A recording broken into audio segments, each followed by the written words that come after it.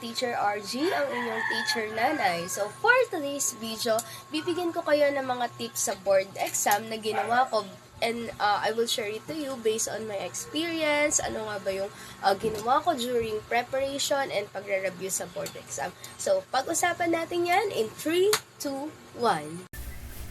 Una sa lahat, ang gawin natin ay ihanda natin ang sarili. So, kailangan ay ready na po talaga at buo na po ang ating loob pag tayo ay nag-review po or naghanda para sa board exam.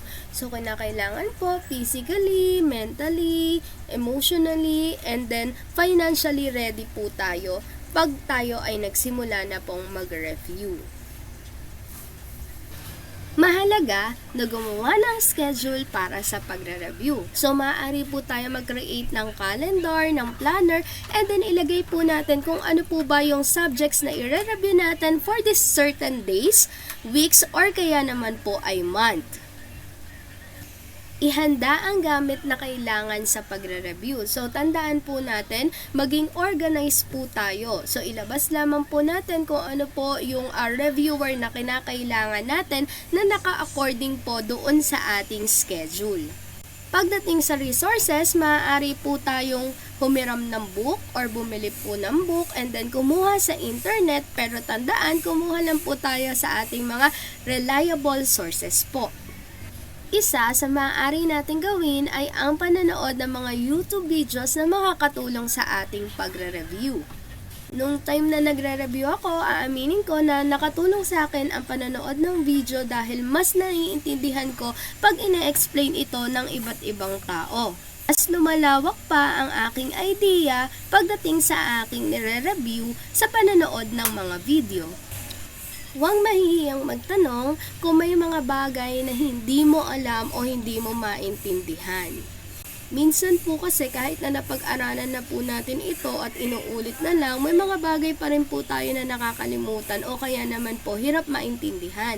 So tandaan po natin na wala naman po masama kung magtatanong tayo o hihingi ng tulong sa iba. So ako nga po nung time na yon ay nagtatanong po ako sa mister ko po palagi pagdating po sa mathematics question kasi medyo nahihirapan po ako nung time na yon, and then maganda rin po na nag-o-open tayo sa iba't ibang tao kasi po mas natutulungan nila tayo, and at the same time mas nabubus yung confident natin dahil alam natin na hindi tayo nag-iisa at the end of the day meron pa rin tayo na makakasama na handang makinig at tumulong sa atin. Know your learning style and mag-take down notes. So, mahalaga po na tayo po ay mag-take down notes po ng ating mga natututunan po or ng lesson po para nang sa ganun ay mas tumatak pa sa isip natin kung ano po ba yung ating mga nire-review. And mahalaga din na alam din natin kung ano yung ating learning style dahil makakatulong ito sa ating pagre-review. Kung kayo ba ay auditory learner, visual learner. Nung ako ay nagre-review, naglalagay ako ng mga nakadikit sa pader. So, buong kwarto yata namin may nakadikit sa pader. And then, at the same time, nagtitake down notes din ako sa mga index cards. And then, dinadala ko yun kung saan-saan para handy siya, madaling review. And at the same time, kumakanta rin ako para mas natatandaan ko kung ano ba yung nire-review ko. So, parang ganito po yun. Essentially, sim. Reading, writing, arithmetic, proponent si Bagley, essentially, Bagley. In that way, mas natatandaan ko kung ano ba yung mga lesson na dapat kong malaman.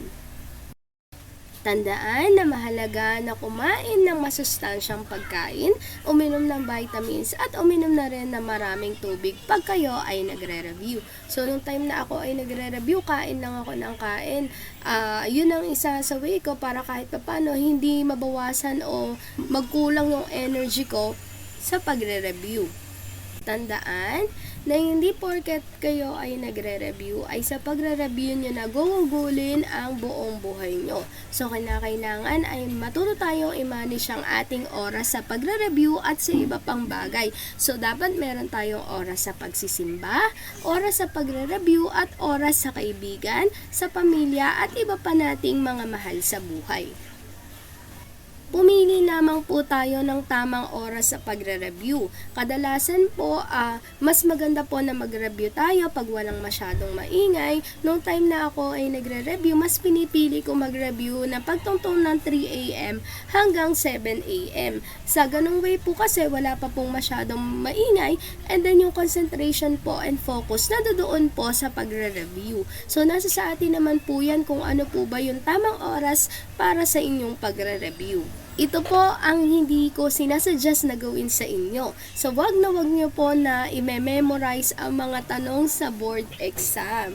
So, yearly naman po, nag-iiba-iba po yung tanong sa board exam. So, nare-revise po yan. So, kaya po, hindi po natin dapat na i-memorize. So, ang kailangan po natin gawin ay intindihin po natin yung content. Intindihin po natin yung tanong po. Wag po tayong magme-memorize. Huwag nating pilitin mag-aral kung hindi pa tayo handa, wala sa focus at wala sa mood. Dahil pag ginawa natin yan, hindi papasok kung ano yung nire-review natin. So, sayang lang po yung ating oras. Kaya, mag-review tayo pag tayo ay nasa mood na, pag tayo ay handa na. Isa sa dapat nating siguraduhin pag kayo ay nagre-review para sa board exam na dapat ay mayroon po kayong sapat na tulog. So, hindi naman po nangangahulugan na porke kayo ay nagre-review sa board exam ay magpapakapuyat na po tayo sa pagre-review. So, mali po yun. Kinakailangan pa rin na siguraduhin natin na may sapat pa rin tayong oras sa pagtulog. Pagdating sa pagre-review, maaari kayong gumawa ng ways para matandaan ninyo ang inyong pinag-aralan. So, maaari kayong magdikit sa dingding o sa mga walls ng mga reviewer. Anong nagre-review ako, may mga nakadikit sa walls namin, and then at the same time ay meron akong sinusulatan na index card. Doon ko sinusulat lahat ng mga nire-review ko nang sa ganun handy lang. So, kahit saan ko dalhin po pwedeng mag-review, and then at the same time nanonood ako sa YouTube. Pagkatapos nun ay kumakanta rin ako paminsan-minsan. Para mas maalala kung ano ba yung aking na-review. For example, essentialism, reading, writing, arithmetic, proponent si Bagley, essentialism, Bagley. So, in that way, mas matatandaan ko pa kung ano pa yung aking ni-review patungkol doon sa araw na yon. Mahalaga din na sa pagre-review, dapat ay organize. So, maaaring mag-aral tayo one at a time, one subject at a time. Para nang sa ganon ay mas na-organize din yung ating brain pagdating sa pagre-review. At kung may kakayahan naman, maaari kayong mag-review sa review center. So, nung time na prepare ako sa board exam, nag-enroll din ako sa review center. Nang sa ganon ay mas madali kong matulungan yung aking sarili pagdating sa pagre-review. Kasi tandaan po natin, nung unang-una po, hindi ko alam kung ano yung re-reviewin ko. Parang wala akong pattern, wala akong guide. Pero nung nag-review center ako, mas na-organize pa yung sarili ko sa kung ano ba yung mga dapat kong mas reviewin pa. Ito yung isa sa pinaka-dapat natin na pinaniniwalaan. Yun yung ating mga sarili. So, palagi tayong maniwala sa ating mga sarili na kaya natin yan, magagawa mo yan, makakapasa ka.